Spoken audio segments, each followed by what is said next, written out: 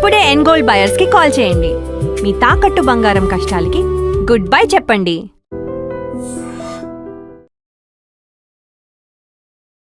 రుచిత, నేను మీ వీడియో చూడగానే యాక్చువల్గా అరే అమ్మాయి మంచిగా మాట్లాడుతుంది, మంచి టాకిటివ్, అసలు మీరెందుకు నెక్స్ట్ ఎపిసోడ్కి కంటిన్యూ అవ్వలేకపోయారు? నేను యాక్టింగ్ చేస్తాను, ఎంటర్టైన్ చేస్తాను, నేను మాట్లాడగలుగుతా. సో నాకు అంతకన్నా మించింది ఇంకొకటి ఏది ఉంది?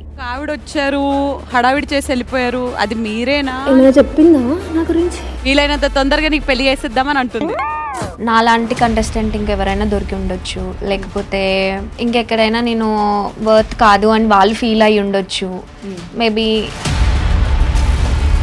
ఆ డిగ్గింగ్ ప్రాసెస్లో అనేటిది కొన్ని డిబేట్స్ జరగడం జరుగుతుంది, కొన్ని టాస్క్లు ఇవ్వడం జరుగుతుంది. సో ఆ పర్ఫామ్ చేసే టైంలో అభిజిత్ గారికి నేను కొన్ని పాయింట్స్ పెట్టాను. సో సమ్వేర్ ఎల్స్ పర్సనలైజ్డ్ అయిపోయారా ఆయన, అది ఎందుకో తీసుకోలేకపోయారా, మేబీ ఇంకేమన్నా కొత్త ధనం చూద్దాం అనుకున్నారా? సో అది అర్థం కాలేదు. నా పర్సనల్ అటాక్ చేస్తున్నారా? నీ మీద పర్సనల్ అటాక్ కాదు, అలా చెప్పలేదు మీరు. ఫస్ట్ ఒక కంటెస్టెంట్ని అన్ని విధాలుగా టెస్ట్ చేస్తేనే వాళ్ళు హౌస్లోకి ఎలిజిబులా కాదా అనేది మేము చేస్తున్నామని క్లియర్గా చెప్తున్నారు. వాళ్ళే స్కిట్ ఇచ్చినప్పుడు వాళ్ళు ఎందుకు పర్సనల్గా తీసుకుంటారు? ఇప్పుడు ఎంటర్టైన్మెంట్ పర్పస్లోనే వస్తారు, కొంచెం ఎంటర్టైన్మెంట్ చేద్దాం. సో అది కాదు, వాళ్ళకి ఆ కంటెస్టెంట్ నుంచి ఇంకేదో ఒక పాయింట్ కావాలి అని అనిపించిన ఆ టైంలో.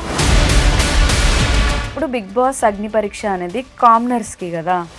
ఆల్రెడీ రుచిత కొన్ని మూవీస్ చేసింది, పెద్ద పెద్ద మూవీస్ చేస్తుంది, ఎందుకు కామనర్ లిస్ట్లో ట్రై చేసావు? అసలు ఇండస్ట్రీ అనేది తెల్లగుండే వాళ్ళకే అని నా చిన్నప్పుడు నా మైండ్ ప్రాసెస్ చేసుకుని అక్కడితో స్టాప్ చేసా. బట్ ఎక్కడో తెలియని ఇది ఉంటుండే కానీ బయటకి ఎప్పుడు రాలే. సో బయటకి ఎప్పుడు రాని టైంలో నేను అండ్ రిజెక్షన్స్ చూసి చూసి కూడా నాకేం కొత్త కాదు ఇవన్నీ. సో ప్రాసెస్లో ముందుకెళ్ళడమే నా పద్ధతి తప్ప అక్కడ ఏదో రిజెక్ట్. ఇండస్ట్రీలో సక్సెస్ అంత ఈజీగా రాదు కదా. అవును. ఇప్పుడు ఆల్రెడీ మనం లో ప్రొఫైల్ నుంచి స్ట్రగుల్ చేసుకొని ఇక్కడికి వచ్చిన తర్వాత మళ్ళీ ఇండస్ట్రీ అంటే మళ్ళీ జీరోతో స్టార్ట్ చేయాలి. ఆ కాన్ఫిడెన్స్ అవన్నీ ఎలా వచ్చాయి? ఫినాన్షియల్గా అయితే చాలా స్ట్రగుల్స్ అయినాయి. తర్వాత మేకప్ ఆర్టిస్ట్గా వర్క్ చేశాను, యాంకరింగ్ చేశాను. తర్వాత గెస్ట్ల మీద, అక్కడున్న జడ్జెస్ మీద బాగా కాంట్రవర్సీ నడుస్తుంది కదా. ఇప్పుడు నవదీప్ వర్సెస్ సుప్పలవాలు అనేది ఒకటి, ఎవరిని సపోర్ట్ చేస్తారు అని. జడ్జెస్ అనే వాళ్ళు ఏంటిదంటే వాళ్ళు హ్యూమిలేట్ చేస్తూనే ఉంటారు, అంటే ఏదో ఒకటి గుచ్చుతూనే ఉంటారు. అంటే ఆ గుచ్చే ప్రాసెస్లో నువ్వు దానికి ఎలా రియాక్ట్, నువ్వు మొహం మీద చంప మీద కొట్టినట్టు మాట్లాడితే ఇంకొక రకంగా ఆన్సర్స్ వస్తాయి. సో ఇక్కడ వాళ్ళు జడ్జెస్ అనే వాళ్ళు క్వశ్చనింగ్ చెయ్యాలి కాబట్టి.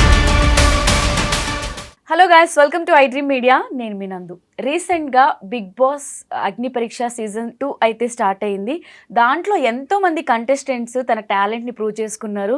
టాలెంట్ ప్రూవ్ చేసుకున్న తర్వాత కూడా కొంతమందికి రెడ్స్ అయితే ఇచ్చారు. అటువంటి కంటెస్టెంట్స్ కొంతమంది అనిపించింది, అంటే వీళ్ళు బిగ్ బాస్ హౌస్లో ఉండడానికి డిజర్వ్ కదా, అరే వీళ్ళని ఎందుకు సెలెక్ట్ చేయలేదు, ఎందుకు చూస్ చేయలేదు. అసలు ఈసారి అగ్ని పరీక్ష సీజన్ 2 అంటేనే మొత్తం అంతా రోస్టింగ్ జరుగుతుందన్నమాట. ఆర్టిస్టుల దగ్గర నుంచి, గెస్టుల నుంచి, యాంకర్ వరకు ప్రతి ఒక్కరిని అందరూ రోస్ట్ చేస్తూ ఉన్నారు. ఫేర్ అని, అన్ఫేర్ అని చెప్పి జడ్జ్మెంటు. సో దాంట్లో పార్టిసిపేట్ చేసి ఆల్రెడీ ప్రూవ్ చేసుకొని ఎక్స్పీరియన్స్ చేసిన రుచిత నిహాని మనతో పాటు స్టూడియోలో ఉంది. తనతో మాట్లాడి అసలు ఆ ప్రాసెస్లో ఏం జరిగింది, తన పర్సనల్ ఎక్స్పీరియన్స్ ఏంటి అని అడిగి తెలుసుకుందాం. హాయ్ నందు గారు, ఎలా ఉన్నారు? కాల్ మీ నందు, నో గారు, it's okay. I'm good, how are you? I'm super good. Ruchitha, నేను మీ వీడియో చూడగానే యాక్చువల్గా అరే అమ్మాయి మంచిగా మాట్లాడుతుంది, మంచి టాకిటివ్, అండ్ ఒక స్కిట్ కూడా ఏదో ఇచ్చినట్టున్నారు, బామ్మ గెటప్లో కూడా యాక్టింగ్ మంచిగా చేశారు. అసలు మీరెందుకు నెక్స్ట్ ఎపిసోడ్కి కంటిన్యూ అవ్వలేకపోయారు? రీజన్స్ అంటూ నాకు ఏం తెలియదండి. మేబీ వాళ్ళకి నాలాంటి కంటెస్టెంట్ ఇంకెవరైనా దొరికి ఉండొచ్చు, లేకపోతే ఇంకెక్కడైనా నేను వర్త్ కాదు అని వాళ్ళు ఫీల్ అయ్యి ఉండొచ్చు. మేబీ ఇంకేమన్నా ఆపర్చునిటీ ఇద్దామని అనుకోవచ్చు. సో లాట్ ఆఫ్, అంటే వాళ్ళేం ఫీల్ అయ్యారు అనేది నేను చెప్పలేను కదా. ఐ గేవ్ మై 100%, ఇంకంతకంటే ఎక్కువే ఇచ్చాను. సో రిజల్ట్స్ అనేటివి మన చేతిలో ఉండవు కదా, ప్రయత్నం ఒకటే మన చేతిలో ఉంటుంది. అదైతే నేను ఫుల్ ఫ్లెడ్జ్గా చేశాను, ఐఎమ్ సాటిస్ఫైడ్. ఓకే, ఎక్కడైనా అనిపించిందా అంటే ఇది అన్ఫేర్ అని? నేను చాలా వీడియోస్ చూసాను, కొంతమంది ఆ స్టేజ్ దగ్గర వెళ్ళిన తర్వాత ఎక్కువ పర్ఫామ్ చేయలేకపోవడం, ఎక్కువ ఎక్స్ప్లెయిన్ చేయలేకపోవడం, తడబడ్డం వల్ల కొంతమంది రిజెక్ట్ అయ్యారు, రెడ్స్ తీసుకున్నారు. బట్ మీరు మంచిగా మాట్లాడారు, మంచిగా ప్రజెంట్ చేసుకున్నారు. ఊరు గురించి కూడా క్యూట్ విలేజ్ అని, అంటే అక్కడ శ్రీముఖి హోస్ట్లా ఎలా అయితే గలగలా మాట్లాడుతూ ఉంటుందో ఈక్వల్గా మీరు కూడా డామినేట్ ఆల్మోస్ట్ డామినేట్ చేస్తారనే చెప్పుకోవచ్చు. అలా మాట్లాడిన తర్వాత కూడా మీకెందుకు రెడ్ వచ్చింది? అదే అండి, షో ఫార్మాటే అలా ఉంటుంది. అంటే మీరు ఒకటి, ఇప్పుడు మీరు యాంకర్ అనుకోండి, సో యాంకర్కి మించింది మీ దగ్గర ఏది ఉంది? మీరు టాకటివ్, ఓకే అర్థమైంది. దానికి మించింది ఏది ఉంది? నేను యాక్టింగ్ చేస్తాను, ఎంటర్టైన్ చేస్తాను, నేను మాట్లాడగలుగుతా. సో నాకు అంతకన్నా మించింది ఇంకొకటి ఏది ఉంది? సో ఆ డిగ్గింగ్ ప్రాసెస్లో అనేటిది కొన్ని డిబేట్స్ జరగడం జరుగుతుంది, కొన్ని టాస్క్లు ఇవ్వడం జరుగుతుంది. సో ఆ పర్ఫామ్ చేసే టైంలో అభిజిత్ గారికి నేను కొన్ని పాయింట్స్ పెట్టాను. సో సమ్వేర్ ఎల్స్ ఆయన నాకు ఏం టాస్క్ ఇచ్చారు అని అంటే, రుచిత మీరు అభిజిత్ ఇద్దరు హౌస్లో ఉన్నారు, సో ఫుడ్ గురించి గొడవ పడండి అని చెప్పారు. సో ఫుడ్ గురించి గొడవ పడ్డప్పుడు అన్నప్పుడు నేను అభిజిత్ గారు ఎందుకు తిన్నాను నా ఫుడ్ అంటే, నామినేట్ చేసేసాయి నన్ను అని అన్నారు. నామినేట్ కాదండి, అలా ఎలా తింటారు ఫుడ్? ఇప్పుడు అందరికి ఈక్వల్గా ఉండాలి కదా, మీరు అలా ఎలా తింటారు చెప్పకుండా? సో దాన్ని నాకు రీజన్ కావాలి. And you are a mind gamer. So and ఒక మైండ్ గేమర్ అనే వాళ్ళు ఎప్పుడైనా కూడా అలా ఒక రీజన్ లేకుండా ఫుడ్ తినరు. సో మీరు తినడానికి ఒక రీజన్ ఉంది అని చెప్పి నేను పొగుడుతూ అందులో కూడా ఒక మంచి పాయింట్ పెట్టి చెప్పాను. సో ఆ ప్రాసెస్లో ఐ డోంట్ నో తను ఏం ఫీల్ అయ్యారో నాకు తెలియదు, కానీ ఆ హౌస్ హార్మనీ అంటే హౌస్ నుంచి బయటకు వచ్చారు, అంటే స్టేజ్ పైకి వచ్చారు. స్టేజ్ పైకి వచ్చి నీ లుక్స్ అవి ఇవి అనుకుంటే ఏదో మాట్లాడారు. సో అక్కడ బాడీ షేమింగ్ చేస్తున్నారా అది ఇది అని చెప్పి నేను డిఫెండ్ చేసుకున్నాను. ఆ బాడీ షేమింగ్ అనే వర్డ్ టెలికాస్ట్ చేయలేదు. ఆ ముందుది ఏంటి, నన్ను పర్సనల్ గా అటాక్ చేస్తున్నారా మీరు అనే పాయింట్ అయితే నేను పెట్టడం జరిగింది. సో సమ్వేర్ ఎల్స్ పర్సనలైజ్డ్ అయిపోయారా ఆయన, అది ఎందుకో తీసుకోలేకపోయారా, మేబీ ఇంకేమన్నా కొత్తదనం చూద్దాం అనుకున్నారా? సో అది అర్థం కాలేదు. సమ్వేర్ ఎల్స్ కొంచెం పర్సనల్ గా తీసుకున్నట్టు నాకైతే అనిపించింది అండి, హానెస్ట్ గా. జడ్జెస్ పర్సనల్ గా తీసుకున్నట్టు అనిపించింది. అభిజిత్ గారు ఆ కాన్వర్సేషన్ ఎందుకో కొంచెం పర్సనల్ గా తీసుకున్నారు. ఇప్పుడు వాళ్ళే స్కిట్ ఇచ్చి ఇప్పుడు వాళ్ళు ఏమంటున్నారు, సోషల్ మీడియాలో మాట్లాడుతూ కూడా ఒక కంటెస్టెంట్ ని అన్ని విధాలుగా టెస్ట్ చేస్తేనే వాళ్ళు హౌస్ లోకి ఎలిజిబులా కాదా అనేది మేము చేస్తున్నామని క్లియర్ గా చెప్తున్నారు. వాళ్ళే స్కిట్ ఇచ్చినప్పుడు వాళ్ళు ఎందుకు పర్సనల్ గా తీసుకుంటారు? అది నాకు అర్థం కాలేదు. సమ్వేర్ ఎల్స్ నేనే మిస్అండర్స్టాండ్ చేసుకొని ఉండొచ్చు ఆ ప్రాసెస్ ని, మేబీ నాకు అర్థం కాకపోవచ్చు. సో ఎవరి ఒపీనియన్ వాళ్ళకు ఉంటది కదా. సో యాజ్ అ జడ్జ్ కన్నా కూడా నాకు ఎందుకో ఒక 1-2% కంటెస్టెంట్ కిందికి వచ్చినట్టు అనిపించింది నాకు.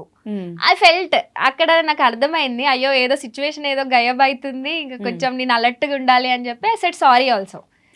నేను సారీ అని కూడా చెప్పాను అనమాట. అంటే సారీ అని చెప్పింది శ్రీముఖి గారు ఇంటరప్ట్ చేసి, ఫుడ్ తినింది అభిజిత్ గారు కాదు నేను తిన్నాను అని అంటే, ఓకే సర్లే ఎందుకు ఇంకా గొడవ పెట్టుకోవడము అని చెప్పేసి I said sorry.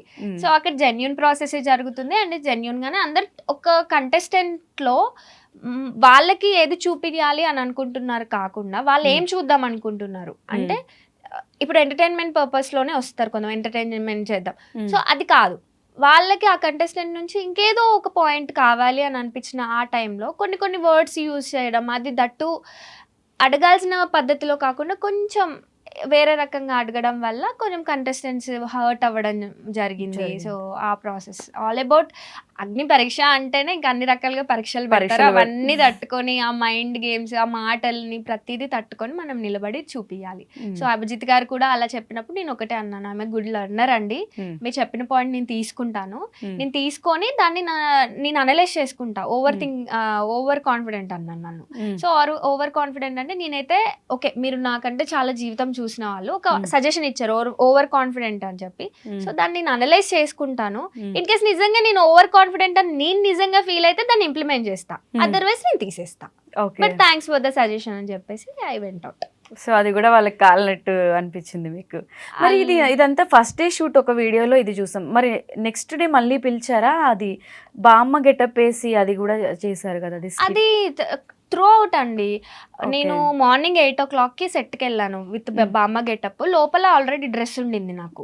So dress వేసుకుని దానిపైన శారీ కట్టుకొని పోయిన తర్వాత స్కిట్ అయిపోయినాక జస్ట్ హార్డ్లీ నాకు 3 minutes ఇచ్చారు డ్రెస్ చేంజ్ కి. ఆ హెయిర్ అదంతా పుల్లి ఆ 5 minutes లో స్కిట్ మళ్ళీ సెకండ్ డ్రెస్ చేంజ్ కూడా 3 minutes ఎగ్జాక్ట్లీ 5 కూడా కాదు 3 minutes.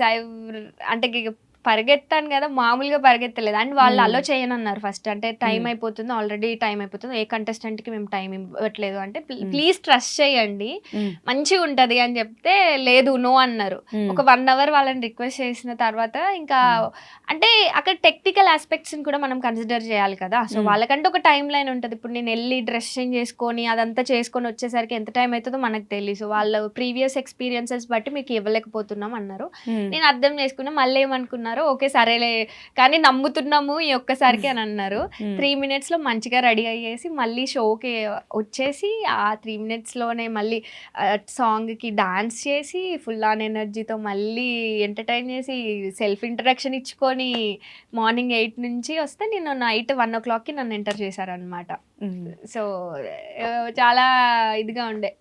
అంటే మీకు కూడా 5 minutes చాలా మందికి 1-2 hours కూడా టైం ఇచ్చారు అని చెప్తారు. 1-2 అది మనకు తెలియదండి. ఎందుకంటే ఆడిషన్ జరిగే ప్లేస్ లో నేను ఉండను, అంటే మనం ఉండం కదా. సో ఎవరికైతే ఆడిషన్ జరుగుతుందో వాళ్ళని బయటికి పంపించేస్తారనమాట. ఓకే. సో నాకైతే ఆల్మోస్ట్ 45 minutes దాకా జరిగినట్టుంది. 45 minutes వరకు టైం ఇచ్చారు. అండ్ ముందు చెప్పారు కూడా 5 minutes టైం ఉంటది అంటే అదేంటి 5 minutes అలా ఇలా అండి, 5 minutes లో ఏం చెప్తాం, అసలు ఇంట్రోనే కాదు కనీసం నేను ఇక్కడి నుంచి వచ్చా పలానా అంటే లేదండి అదే చెప్తున్నా, మీరు హుక్ చేయగలగాలి జడ్జెస్ ని, వాళ్ళని పట్టుకోగలగాలి. వాళ్ళు ఇంట్రెస్టెడ్ గా ఉన్నారనుకో మీకు 1 hour 2 hours ఇచ్చినా మేము ఆశ్చర్యపోనవసరం లేదు, అది మీ ఇష్టం. కాకపోతే యాజ్ ఆఫ్ నౌ 5 minutes కంటే మీకు ఎక్కువ టైం లేదు. వాళ్ళని కన్విన్స్ చేసే విధానంలో టైం దొరికే వాళ్ళ ఇష్టం అది. మీరు ఇంట్రెస్టెడ్ గా ఉన్నారు అని అంటే చేసేసుకోండి, మాకు ప్రాబ్లం లేదు, మేము దింపం. ఓకే. కానీ 5 minutes అని ముందే నాకు చెప్పేసి మైక్ ఫిట్ చేసి పంపించారు. అదైతే నాకు జ్ఞాపకం ఉంది. ఇప్పుడు బిగ్ బాస్ అగ్ని పరీక్ష అనేది కామనర్స్ కి కదా.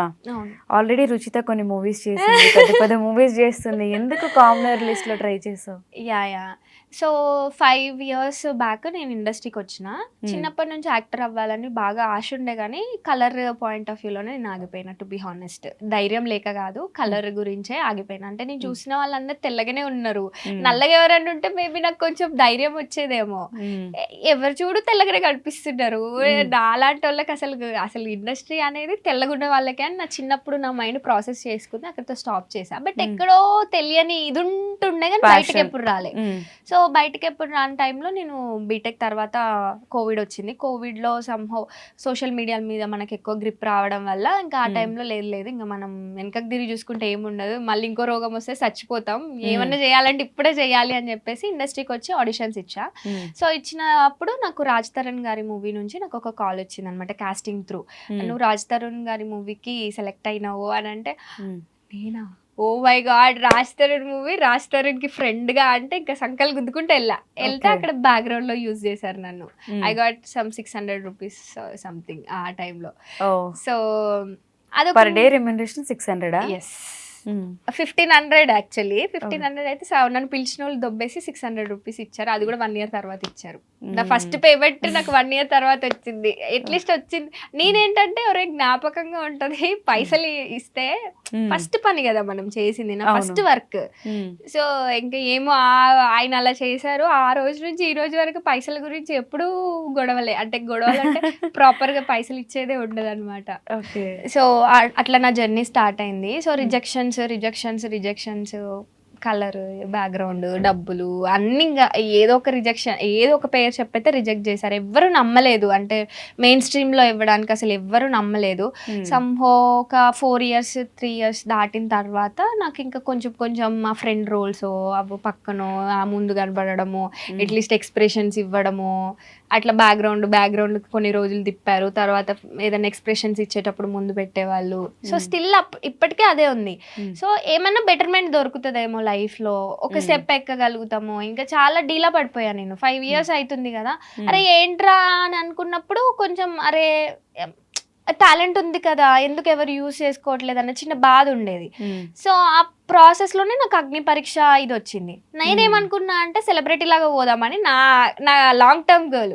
ఓకే. సో కాకపోతే ఇంకా వర్కౌట్ అయితలేవు, సిచ్యువేషన్స్ ఏవి వర్కౌట్ అయితలేవు. సో ఆపర్చునిటీస్ అనేవి మనమే క్రియేట్ చేసుకోవాలి. ఎవరో నీకు పిలిచి హారతి బట్టి ఇవ్వరు అనేది అయితే తెలుసు. కానీ ఇంకా బాగా ఎక్స్పీరియన్స్ అయిన తర్వాత ఇంకా వెళ్ళాను అనమాట. అగ్ని పరీక్ష త్రూ వెళ్దాము, ఎంతో కొంత ఫేమ్ అయినా వస్తుంది కదా అంటే నౌ ఐఎమ్ హియర్. మొత్తానికి ఫేమ్ అయితే వచ్చింది కదా. ఫేమ్ అయితే వచ్చింది. ఆ ప్లేస్ లో ఆ టైం కూడా ఎవరికి దొరకలేదు. దొరకలేదు. ఐఎమ్ గ్లాడ్ అనుకుంటా. అండ్ నేను అగ్ని పరీక్ష షోకి చాలా చాలా రుణపడిపోయి ఉంటాను. అంటే నాకు చాలా రెస్పెక్ట్ ఆ షో అంటే. ఎందుకంటే నా టాలెంట్ని ఎవరు ఇప్పటివరకు నమ్మి, అంటే నువ్వు చేయగలవు అని నన్ను ఎవరు నమ్మి నాకు ఒక స్టేజ్ ఇవ్వలేదు. సమ్హౌ టీమ్ నమ్మిందో, అక్కడ ఒక పర్సనే నమ్మారో, ఎవరు నమ్మారో నాకు తెలీదు. సో వాళ్ళని నేను గాడెస్గానే అనుకుంటా. సో ఆ ఆపర్చునిటీ ఇచ్చి నువ్వు ప్రూవ్ చేసుకో అని ఒక వండర్ఫుల్ ఆపర్చునిటీ ఇచ్చారు. రేపటి రోజున నేను రిజెక్ట్ అయినా సమ్హౌ ఏది జరిగినా కూడా ఇది ఒక మంచి ఎక్స్పీరియన్స్, నాకు ఛాలెంజింగ్ ఉన్నది. అరే ఇప్పుడు రిజెక్ట్ అయినాం కదా, నెక్స్ట్ సెలబ్రిటీ లాగానే వెళ్దామన్న హోప్ క్రియేట్ అయింది. అండ్ రిజెక్షన్స్ చూసి కూడా నాకేం కొత్త కాదు ఇవన్నీ. సో ప్రాసెస్లో ముందుకెళ్ళడమే నా పద్ధతి తప్ప అక్కడ ఏదో రిజెక్ట్ అయినాను అని చెప్పి అక్కడ ఆగిపోయి ఇంకా అక్కడే పట్టుకొని దాని గురించి టైం వేస్ట్ చేసే టైప్ అయితే కాదు నేను. So I'm happy. నీ కాన్ఫిడెన్స్ నచ్చింది నాకు. Thank you. సో ఎన్ని రెడ్స్ వచ్చాయి, ఎన్ని గ్రీన్స్ వచ్చాయి? 2 గ్రీన్స్ వచ్చాయి. అభిజిత్ గారు రెడ్ ఇచ్చారు. ఆయన కూడా ఒకవేళ ఇచ్చుంటే, గ్రీన్ ఇచ్చుంటే టాప్ 15లో ఉండేదాన్ని డైరెక్ట్. బట్ హోప్ ఇంకా కాలేదు. అది మనం ఏదన్నా అనుకున్నది అవ్వకపోవడమే కదా జీవితం అంటే.